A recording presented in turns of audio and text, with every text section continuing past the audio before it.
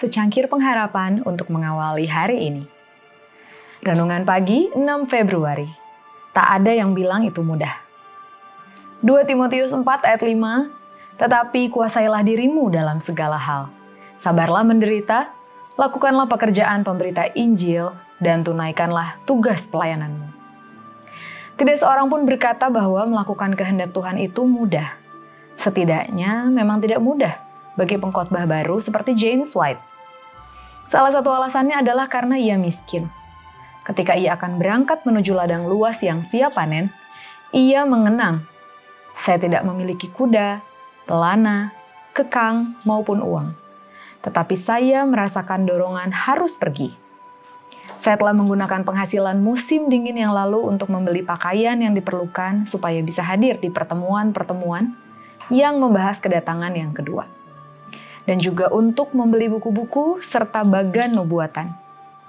Untungnya, ayah saya meminjamkan seekor kuda selama musim dingin. Dan penatua Poli memberi saya pelana dengan kedua bantalnya yang robek. Serta beberapa potong kain tua. Dia memang miskin, tetapi dia pergi. Sayangnya, tidak semua orang senang dengan kedatangannya. Dia melaporkan di satu tempat ada bola salju yang hampir mengenai kepalanya saat dia sedang berdoa.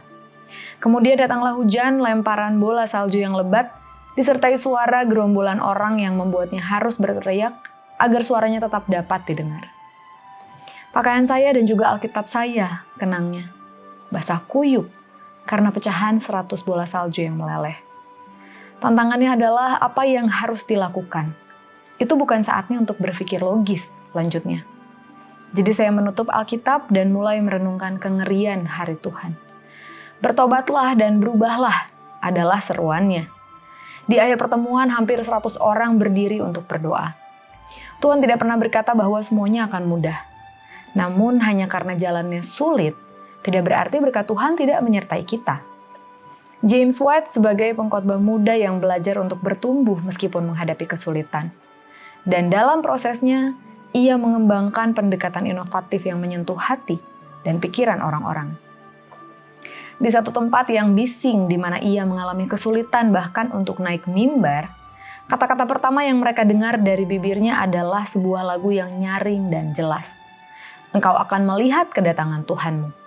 Engkau akan melihat kedatangan Tuhanmu. Engkau akan melihat kedatangan Tuhanmu. Hanya dalam beberapa hari lagi. Sementara sebuah band musik akan berkumandang di udara. Lagunya tidak hanya menenangkan orang banyak, tetapi juga mengungkapkan harapan akan segera terjadi peristiwa kedatangan yang kedua yang telah ia perjuangkan dengan mengorbankan hidupnya. Tuhan tidak pernah mengatakan bahwa mengikuti Yesus akan mudah, namun Dia menjanjikan berkat yang tak terbatas saat kita melakukannya. Doa kita hari ini, Tuhan, kuatkan kami mengikuti kehendak-Mu meski sulit. Beri keberanian, iman, dan ketekunan melayani. Percaya berkat-Mu menyertai kami dalam setiap tantangan hidup hingga akhir perjalanan kami. Amin.